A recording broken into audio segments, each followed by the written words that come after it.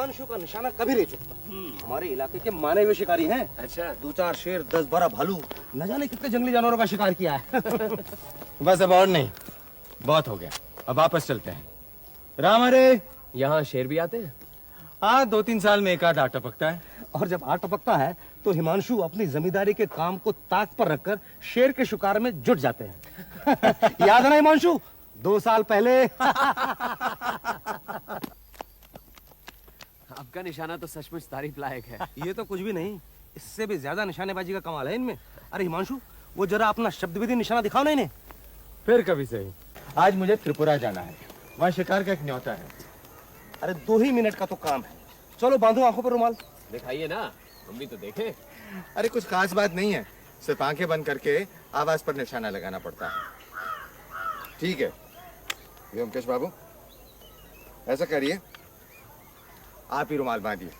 लेकिन देखिएगा कान खोले रहें।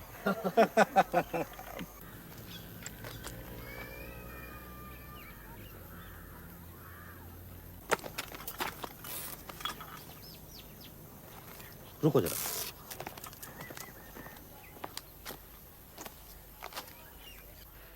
हिमांशु बाबू, अब तैयार हो जाइए।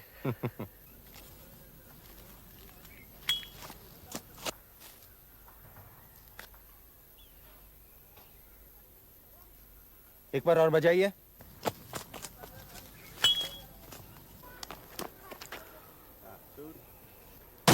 आहा, क्या बात है हिमांशु बाबू। एक एक बंदूक से मैंने अलग अलग शिकार किए हैं। इससे शेर को मारा है और इससे चिड़िया का शिकार किया है। कल ये दोनों बंदूकें लेकर शिकार पर जाऊंगा। कितने देर के लिए जा रहे हो भाई? पापा बैठो ना। बैठो बैठो। अरे बेटा, अरे सिर्फ 3 दिन के लिए जा रहा हूं। दीवान जी जाने कहाँ देते हैं, दुनिया भर के मुकदमों में फंसा रखा है। दीवान जी मिलना चाहते, कहा है जरूरी काम है। ओफो, फिर कौन सा जरूरी काम आन पड़ा। ठीक है भेज दो इनको। जी, माफ कीजिएगा, मुझे इस वक्त यहाँ आना पड़ा। मेरे जाने की तैयारी सब ठीक है ना? सब ठीक है, लेकिन फिर क्या लेकिन? ये ना कहिए कि त्रिपुरा जाना नहीं होगा। पिछली बार भी आपके जमींदारी के मामले मुकदमे की वजह से नहीं जा पाया था। मैं तो चाहता हूँ तुम इन झमेलों से दूर ही रहो, लेकिन मैं क्या करूँ? अब क्या हो गया? बेबी के मास्टर 4 हिसाब के खाते और 6,000 रुपए लेकर भाग गए। हाँ, कल सुबह से गायब है।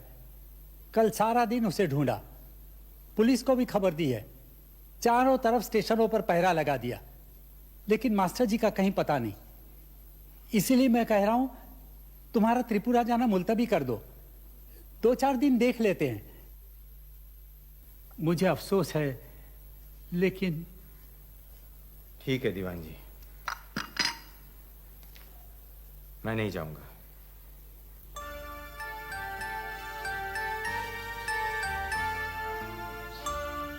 व्योमकेश बाबू, आप ये काम संभालिए ना। आप चाहें तो उसे 2 घंटों में ढूंढ निकाल सकते हैं। फिर मैं शाम को आराम से त्रिपुरा जा सकता हूं। 2 घंटों में? क्यों नहीं? अरे मुझे देखो, किस्मत से इतना बड़ा डिटेक्टिव मेरे सामने बैठा है और मैं परेशान हो रहा हूं। बहुत बहुत धन्यवाद कुमार, जो व्योमकेश को यहाँ सैर कराने ले आए। लेकिन आप तो यूं ही मेरा... व्योमकेश बाबू, हिमांशु मेरा खास जिगरी दोस्त है। अगर आप उनका काम करेंगे तो मुझे बेहद खुशी होगी। और फिर आप तो यहाँ घूमने ही आए हैं, एक काम और सही। अच्छा, मामला क्या है, जरा खुलासा बताइए। अरे मुझे क्या सब मालूम है। पिछले 2 महीनों में 4 या सिर्फ 3 बार मास्टर जी से मुलाकात हुई होगी। एक बार मैं शिकार से वापस आ रहा था। सर, मैं आपसे ही मिलने आ रहा था। मुझसे? सर, मैं 1 महीने से बेकार हूँ, कोई काम नहीं है सर। मैं बीएससी पास हूँ। ये देखिए मेरा सर्टिफिकेट।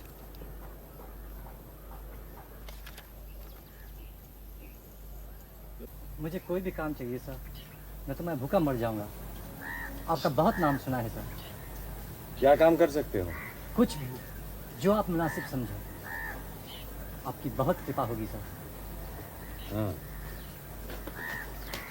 ये लो। बैठो गाड़ी में। धन्यवाद।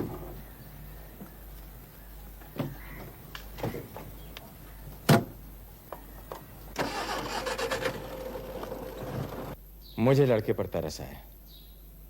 मैंने सोचा पढ़ा लिखा लड़का है, बेबी को मास्टर की जरूरत थी, उसी काम में लगा दिया था। वो कहाँ रहता था? वहां पीछे एक कमरा है, दीवान जी ने वहां पुराने बही खाते रख छोड़े हैं, वहां एक खाट डालकर उसका रहने का इंतजाम कर दिया था। बेबी को सुबह शाम वहीं पढ़ाता था। तो खाता कहाँ? हमारे ही घर। बाकी आप सब दीवान जी से पूछे ना, वो सब ठीक ठाक बता देंगे, मगर उसे आप आज ही ढूंढ निकालिए। दीवान जी आप इन्हें सब बताइए ना। आइए बैठिए।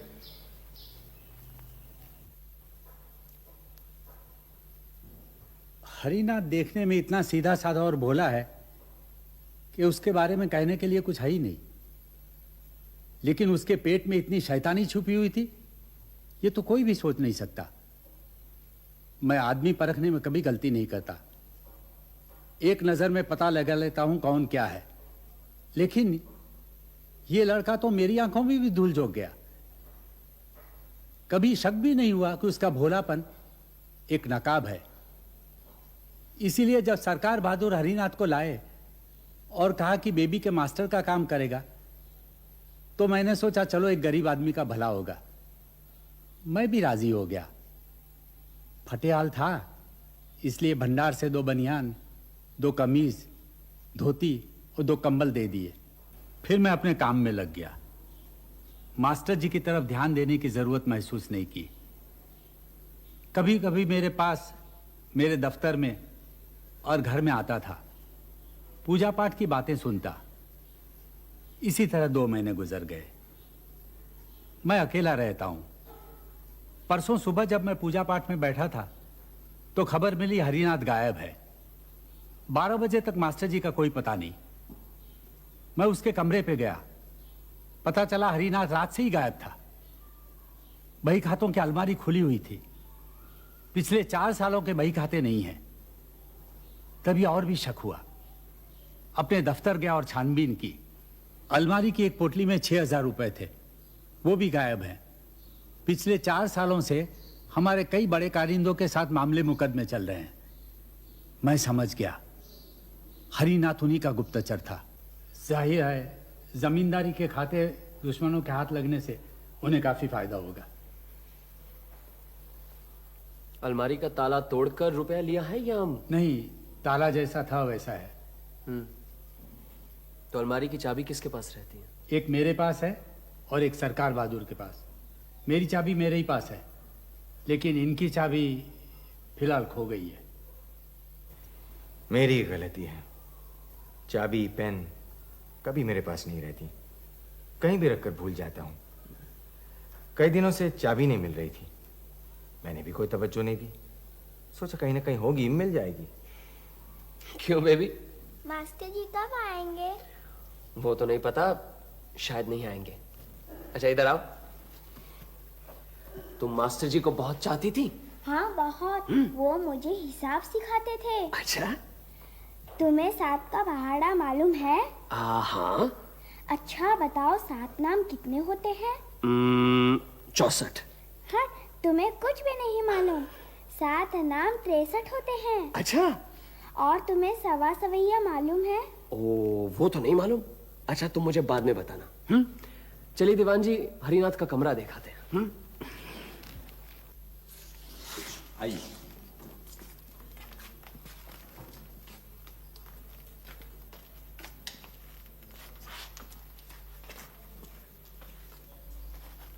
नई चप्पलें आपने खरीद के दी थी? जी। मतलब नंगे पैर भागा है? ऐसा ही लगता है। उसकी अपनी चप्पलें इतनी फटी हुई थी कि कुछ दिन हुए मैंने ही नई चप्पलें खरीद कर दी थी।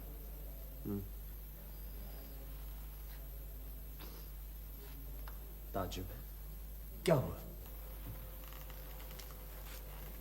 मास्टर जी क्या चश्मा पहनते थे? हाँ, चश्मा क्या यहीं छोड़ गया? हाँ। ताज्जुब की बात नहीं लगती? लगती तो है। जिसकी आंखें खराब हैं वो चश्मा छोड़कर कैसे जाएगा? इसकी क्या वजह हो सकती है? कई वजह हो सकती है। हो सकता है उसकी आंखें खराब ही ना हो, आप लोगों को धोखा देने के लिए चश्मा पहनता होगा। व्योमकेश बाबू, मेरे ख्याल से आपका अनुमान सही नहीं है। ये देखिए चश्मा काफी पुराना लगता है, पावर भी ज्यादा है, कांच भी टूटा हुआ है। हाँ, मैं गलत भी हो सकता हूं।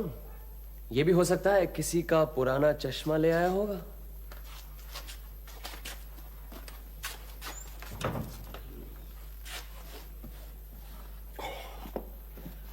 काफी भारी है। क्या ये एक एक खाता 1 साल का है? जी और ऐसे 4 खाते चोरी हुए हैं। हाँ, पिछले 4 साल के।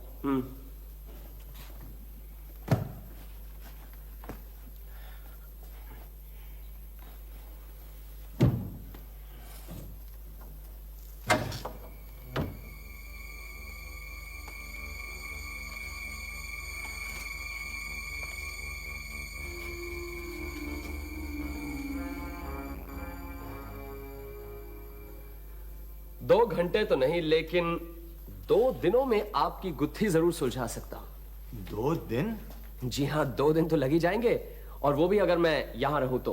हाँ हाँ, रहिए ना दीवान जी, इनका हमारे यहाँ रहने का बंदोबस्त कर दीजिए। जी लेकिन एक और बात है। लेकिन कुछ नहीं। तुम अजीत की सोच रहे हो ना? जी। कल सुबह उसे यहाँ भिजवा दूंगा। हिमांशु, इन दोनों का रहने का बंदोबस्त करो। हाँ हाँ जरूर। अच्छी बात है। ये है मामला, क्या समझे? 2 दिन में मास्टर जी का पता चल जाएगा। मास्टर जी जिंदा नहीं है।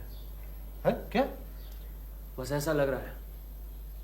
चप्पल न पहनकर जाने की वजह हो सकती है, चप्पल पहनकर जाने से आवाज होती है, लेकिन कपड़े नहीं ले जाना, चश्मा नहीं ले जाना, कुछ बिना कपड़े पहने तुम कैसे कह सकते हो?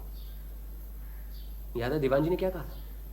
सब चीजें 2 दी थी, 2 कंबल, 2 कमीज, 2 बनियान। लेकिन उनकी फटी हुई कमीज और बाकी के सब कपड़े तो वहीं टंगे हुए थे। लेकिन किसी के जिंदा न होने का सबूत भी तो होना चाहिए। होना तो चाहिए। चलो आसपास की जगह घुमाते हैं। चलो उठो। अजीत, हाँ? एक बात समझ में नहीं आ रही कि मास्टर जी 2 दिन पहले की रात से गायब है। सोचने की बात है, ऐसी कौन सी बात हो सकती है कि बिना कपड़ों के और बिना चश्मा लिए कमरे से बाहर निकल पड़े और हुजूर, सनादी सरकार ने आपको गोद में खिलाकर बड़ा किया है। पुराना नौकर समझकर मुझ पर दया कीजिए। रानी माँ ने गलत समझा है हुजूर। मेरी लड़की से गलती हुई है, मैं मानता हूँ, लेकिन आप यकीन मानिए हुजूर, ऐसा महापाप हमने नहीं किया। सच बोल रहे हो? तुमने नहीं मारा? हुजूर माए बाप, आप मालिक हैं, देवता हैं। अगर मैं झूठ बोलूं तो यही मर जाऊं। लेकिन राधा अब यहाँ नहीं रहेगी। कल ही उसे कहीं भेज दो, जो खर्चा होगा मैं दे दूंगा। तुम लोगों की वजह से घर में काफी झिकझिक लगी हुई है। जो हुक्म हुजूर, मैं कल ही से कहीं भेज दूंगा, कसम खाता हूं हुजूर। मास्टर जी जिंदा नहीं है, ये हिमांशु बाबू को मालूम है? क्या कह सकते हैं? सुनो जी। अनादि सरकार कौन है? मालिक के खास आदमी हैं। अकेले रहते हैं? जी नहीं, बीवी है, 3 बच्चे हैं, बड़ी लड़की विधवा। राधा? जी हाँ। अच्छा, मास्टर जी को तुमने देखा है? देखूंगा क्यों नहीं। क्या वो चश्मा पहनते हैं? हमेशा। बिना चश्मे के तो एक कदम भी नहीं चल पाते। और उनके कितने जोड़े जूते थे? अजी कितने क्या, एक जोड़ी चप्पल थी, वो भी दीवान जी ने खरीद कर दी थी। पुरानी चप्पल जो पहन कर आए थे उसे कुत्ता तक नहीं सूंघता था। दीवान जी कहाँ रहते हैं? ये रहा उनका घर, मैं वहीं से चला आ रहा हूं। अच्छा, नमस्ते। चलो दीवान जी से मिल लेते हैं। चलो।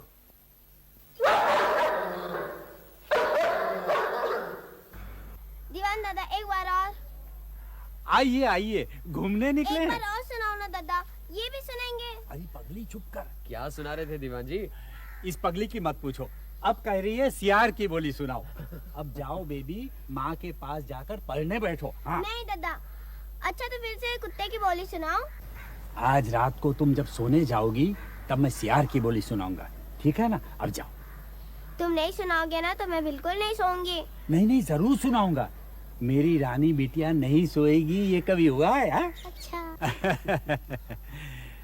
थाने से अभी अभी खबर मिली है, मास्टर जी कहीं नहीं मिले। मास्टर जी क्या काली भक्त थे? उनके कमरे से काली माता की एक तस्वीर मिली हमें। पूजा पाठ में उनकी रुचि थी। काली माता की तस्वीर मैंने ही दी थी उन्हें। मुझे लगता है मास्टर जी अब जिंदा नहीं है। क्या? जी, सारे सबूतों से यही पता चलता है कि उनकी हत्या की गई है। ये आप क्या कह रहे हैं? कौन करेगा उनकी हत्या? बस यही तो पता लगाना है। उसकी हत्या हो गई? बंदूक तो ले ली है, चलानी भी आती है। देखते हैं। हिमांशु बाबू ने कहा था कि बहुत आसान है, बस निशाना ठीक होना चाहिए। इस बार कलकत्ते जाकर लाइसेंस ले लूंगा। अच्छा। हाँ। अरे इस जंगल में कुटिया कैसी?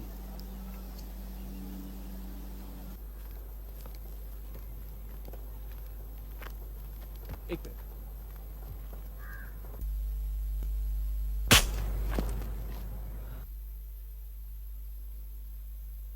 देखा देखा मेरा निशाना? अरे इतनी जल्दी क्या है, मरी चिड़िया उड़कर भाग थोड़ी जाएगी। चलो पहले उस कुटिया को देखते हैं। चलो।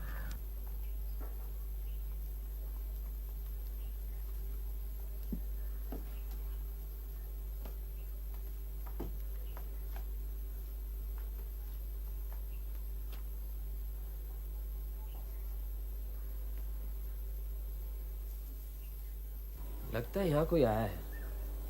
यहाँ का घास फूस सब दबा हुआ है।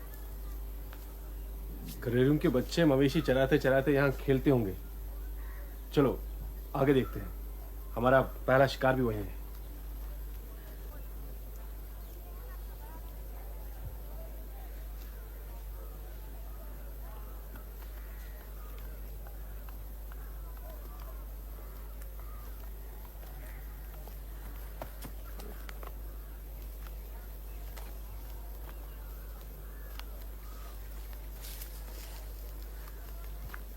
अरे वो चिड़िया कहाँ गई? क्या सचमुच मरी हुई चिड़िया उड़ गई? एक मिनट, यहाँ देखता हूँ, कहीं इधर उधर ही होगी। क्या कर रहे हैं? आगे पैर मत बढ़ाओ।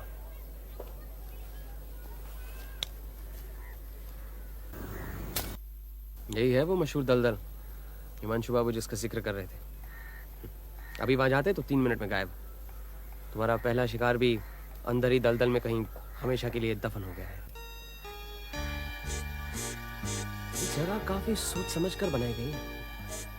देखो, बाहर निकलने के दरवाजे के बाद 10 फीट की दूरी पर ही दलदल है और अंदर आने का दरवाजा चारों तरफ जंगल से भरा हुआ है।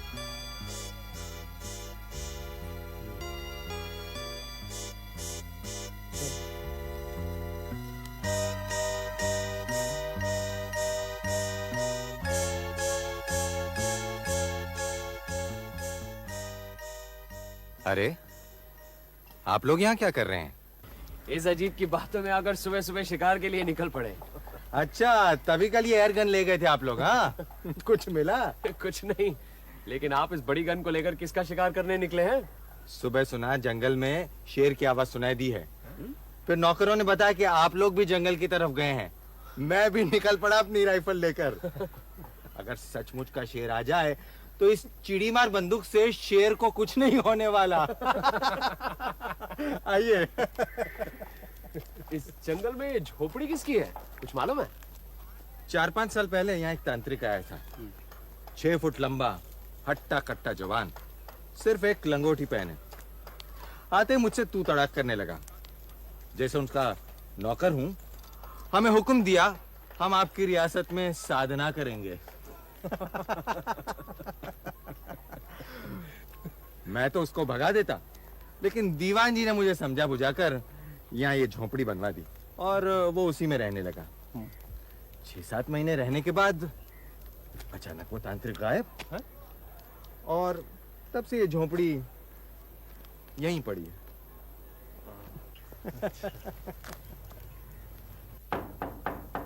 कौन है? व्योमकेश बाबू सो गए क्या? यहाँ से गुजर रहा था, सोचा आपसे भी मिलता जाऊं। आइए आइए बैठे। कहिए।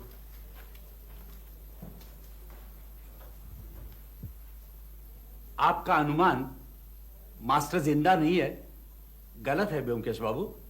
मास्टर जिंदा है। इसका कोई सबूत है आपके पास? सबूत तो फिलहाल नहीं है, लेकिन मुझे पूरा विश्वास है पासी के जंगल में छुपा हुआ है। जंगल में कुटिया है, एक तांत्रिक के लिए बनवाई गई थी, वो वहीं छुपा हुआ है। दीवान जी, ये आप कैसे कह सकते हैं? दिन में हो ना हो, लेकिन रात को शेर चीते के डर से वहीं कुटिया में रहता है। आप दोनों मेरे साथ आइए, मैं कुछ दिखाता हूं। आइए।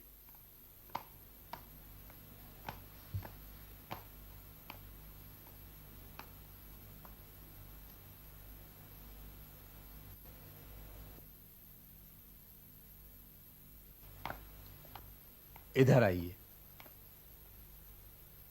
वो देखिए, कुछ नजर आ रहा है? कोई रोशनी है? आग भी हो सकती है। जंगल में जो कुटिया है, ये रोशनी वहां जल रही है। तांत्रिक की कुटिया? क्या तांत्रिक बाबा वापस आ गए? नहीं, तांत्रिक नहीं, मुझे यकीन है मास्टर है, और ये रोशनी उसका सबूत है। जो भी हो, लेकिन हमें तो यह पता लगाना कि कौन है। अजीत, हाँ? चले वहां इस वक्त? जो भी करना है सोच समझ कर कीजिए। अगर इस वक्त जाकर उसे पकड़ सकते हैं तो जरूर जाइए, लेकिन इस अंधेरे में बिना कोई आवाज किए कुटिया के अंदर जा पाएंगे? रोशनी भी नहीं ले जा सकते। रोशनी देखकर या आवाज सुनकर वो भाग सकता है। जरा सोच लीजिए। हाँ, मुझे लगता है कि दीवान जी बिल्कुल ठीक कह रहे हैं। और फिर इस वक्त शेर चीते का भी तो डर है। और अगर उसको पता चल गया कि उसके छुपने की जगह का पता चल गया है, तो वहां भी नहीं जाएगा। ठीक कहते हैं दीवान जी, शायद वहां इस वक्त जाना ठीक नहीं होगा। जो भी हो, अगर आज आया है तो कल भी वहां जाएगा। कल हम दोनों वहां पहले से छुपकर उस कुटिया में रहेंगे। जैसे ही वो वहां आएगा। हाँ, ये ठीक है, ऐसा ही करना चाहिए। आइए। अच्छा, कल अंधेरा होते ही आप दोनों वहां जाएंगे, लेकिन उससे पहले कल सुबह जाकर एक दफा जगह को देख ना ले, ताकि रात को जाने में आसानी हो। मैं खुद आप दोनों को लेकर जाऊंगा। क्या ख्याल है? आप बहुत दूर की सोचते हैं दीवान जी। बहुत बहुत धन्यवाद। कल हम तीनों दिन में ही उस जगह का निरीक्षण कराएंगे। आइए आइए।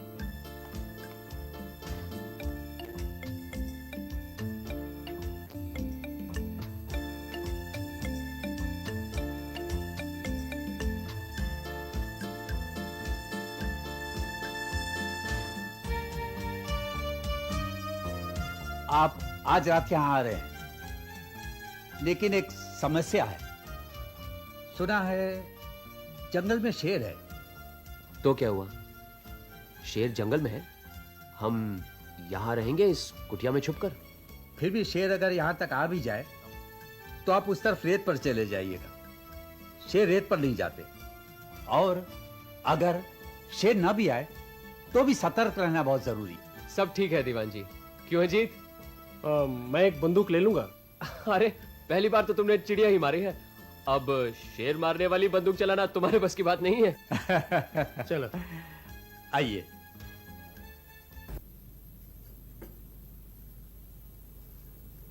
अजीत, जरा दरवाजा बंद करके आना। क्यों, क्या बात है? बताता हूं। आज रात हम दोनों तांत्रिक की कुटिया में छुपकर रहेंगे। अरे क्यों? आज रात ही मास्टर जी के गायब होने के रहस्य का समाधान होगा। सुना है रात को वहीं जाते हैं। अच्छा, ये तो बहुत अच्छी खबर सुनाई। लेकिन वहां रात भर अकेले रहने की हिम्मत नहीं हो रही। आप भी साथ चलिए, लेकिन अपनी राइफल जरूर रखिएगा, सुना है जंगल में शेर है। बिल्कुल सही सुना है। आप घबराइए मत, मैं भी साथ चलूंगा और 2-4 आदमी को भी ले लेता हूं। नहीं नहीं, किसी को साथ ले जाने की जरूरत नहीं, और हम एक साथ भी नहीं जाएंगे। अजीत और मैं 9:30 बजे निकलेंगे, आप उसके आधे घंटे बाद 10 बजे आइए, और हमारे जाने का किसी को पता नहीं लगना चाहिए। ओके। अच्छा हिमांशु बाबू, अगर कोई किसी सीधे साधे वफादार आदमी को जानबूझकर अपने मतलब के लिए मौत के मुंह में ढकेलता है तो उसकी क्या सजा होनी चाहिए? मौत।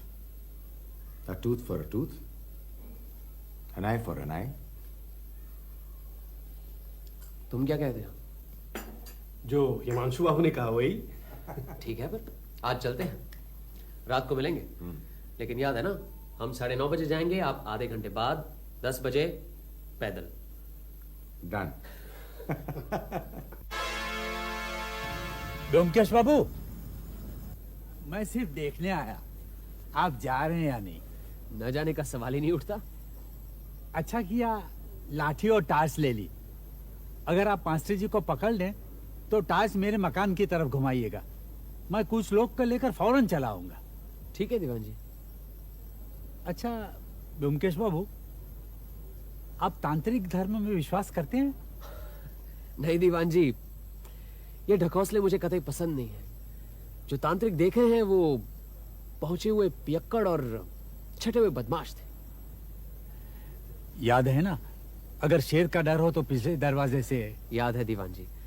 आप आशीर्वाद दीजिए कि आज रात का काम सफलता से पूरा हो जाए। मेरा आशीर्वाद रहेगा, आप सफल रहेंगे। धन्यवाद। अच्छा, मैं अपने घर जाता हूँ, छत पर रहूंगा, आपका इशारा पाते ही चलाऊंगा। अच्छा, क्या समझे? तांत्रिकों के बारे में उल्टी सीधी बात करने की क्या जरूरत थी? मालूम नहीं, वो खुद एक तांत्रिक भक्त है, कितना बुरा लगा होगा उसे। अजीब सी नजरों से तुम्हें देख रहा था। मालूम है, दीवान जी को थोड़ा कुरेदने की कोशिश कर रहा था। चलो।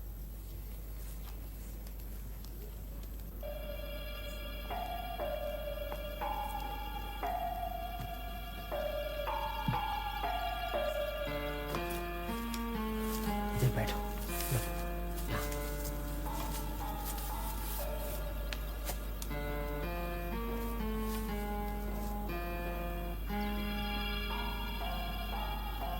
तुम क्या ऐसे ही बैठे रहेंगे? आहिस्ता बोलो, कोई सुन न ले हम यहाँ बैठे। कौन सुनेगा? शेर। आइए हिमांशु बाबू। मास्टर जी कहाँ हैं? पता नहीं, यही तो पता लगाने आए हैं। बंदूक तैयार है? तैयार है।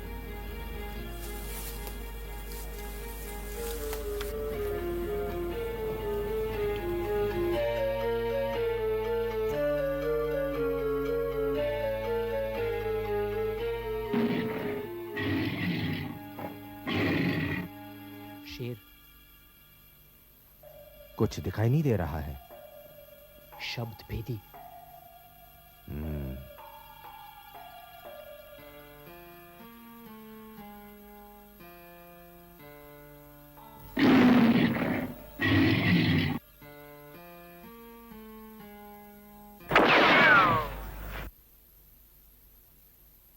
गोली निशाने पर लगी है, टॉर्च जलाइए। ज्यादा नजदीक मत जाइए, अगर सिर्फ जख्मी हुआ होगा तो।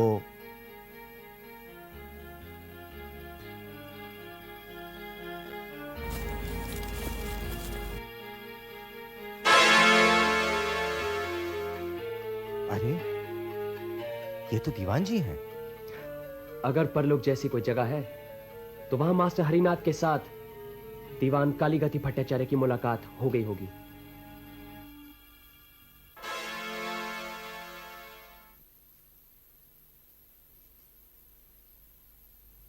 मेरी तो कुछ भी समझ में नहीं आ रहा, आप शुरू से खुलासा सब बताइए। हिमांशु बाबू, आपके पिताजी के मरने के बाद जब दीवान जी ने देखा कि आप जमींदारी के मामले में कुछ खास दिलचस्पी नहीं ले रहे, शिकार में ही व्यस्त, उनकी नीयत बिगड़ी। अब बही खाते तो वो खुद ही लिखते थे, उस पर से देखरेख करने के लिए कोई था ही नहीं। उन्होंने हेराफेरी शुरू कर दी।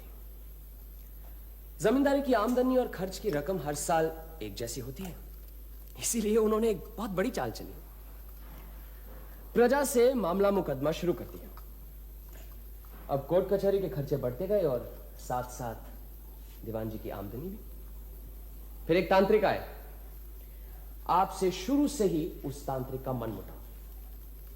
दीवान जी उस तांत्रिक के भक्त थे। दीक्षा के साथ साथ पता नहीं उन्हें कैसी उल्टी सीधी पट्टी पड़ा गए। उन्होंने कहा होगा कि सारी जमींदारी आपकी हो सकती है, क्योंकि उनके आने के बाद ही खातों में ज्यादा गड़बड़ी नजर आती है। पहले तो खुली चोरी से सारी तिजोरी खाली कर दी, फिर यह कहकर कि रुपया नहीं है, महाजनों से जमीन गिरवी रखकर उधार ले लिया। फिर महाजनों से आप ही के रुपयों से जमीन के कागजात खुद खरीद लिए और धीरे धीरे आपकी जमींदारी के मालिक बनने लगे, और आपको कुछ भी नहीं मालूम। फिर एक दिन हरिनाथ आया। आपने उसे बेबी का मास्टर रख लिया। बेचारा सीधा साधा आदमी था, कुछ ही दिनों में दीवान जी का भक्त बन गया। दीवान जी ने उसे तांत्रिक विद्या सिखाना शुरू किया, और वो भी बड़े चाव से सीखने लगा। उसे रहने के लिए कमरा भी दिया गया, जहां जमींदारी के हिसाब किताब के खाते रखे जाते हैं। यहीं पर दीवान जी एक गलती कर बैठे। अब हरिनाथ तो पढ़ा लिखा आदमी था, उसे अंकगणित में भी खास दिलचस्पी थी। बेबी को पढ़ाना तो मामूली सा काम था, बैठा बैठा क्या करता। उसने अलमारी से खाते निकाले और उन्हें देखना शुरू किया। देखते देखते उसे लगा कि यहां तो हजारों रुपए का घपला है। रात को अकेला बैठा वो बही खातों को और गौर से देखता। अब इन गलतियों की बात किसको बताता? आपसे तो कभी मुलाकात होती नहीं थी। आखिर जो होना था वही हुआ। उसने सारी बातें दीवान जी को बताई। दीवान जी घबरा गए। उन्हें लगा कि ये लड़का तो उनका भंडा फोड़ कर देगा। उन्होंने ठान ली, मास्टर जी को रास्ते से हटाना होगा।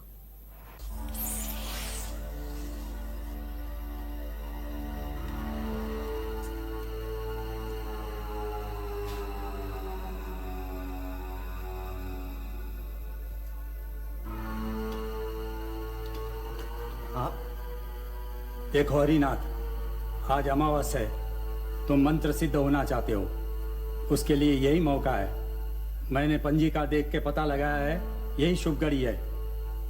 तांत्रिक की कुटिया है, जंगल में 2 फरलांग दूर।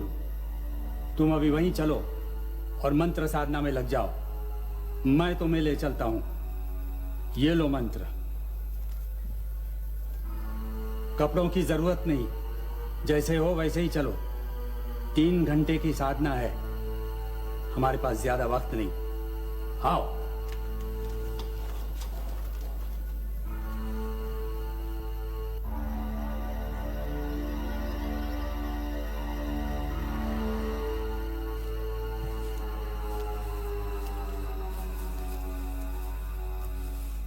यहां बैठकर साधना शुरू कर दो। सुना है जंगल में शेर है, लेकिन तुम्हें घबराने की जरूरत नहीं है। अगर शेर आ जाए, चुप्पी से रास्ते से बाहर चले जाना। वहां रेत है, शेर रेत पर नहीं जाता। बैठो।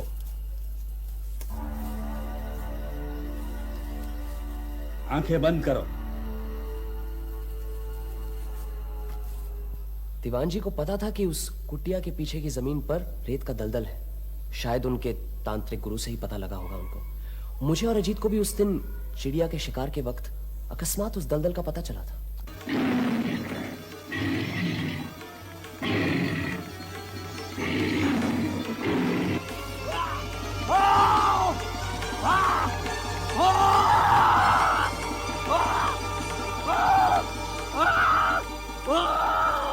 दीवान जी जानवरों की बोली की नकल बखूबी कर सकते थे।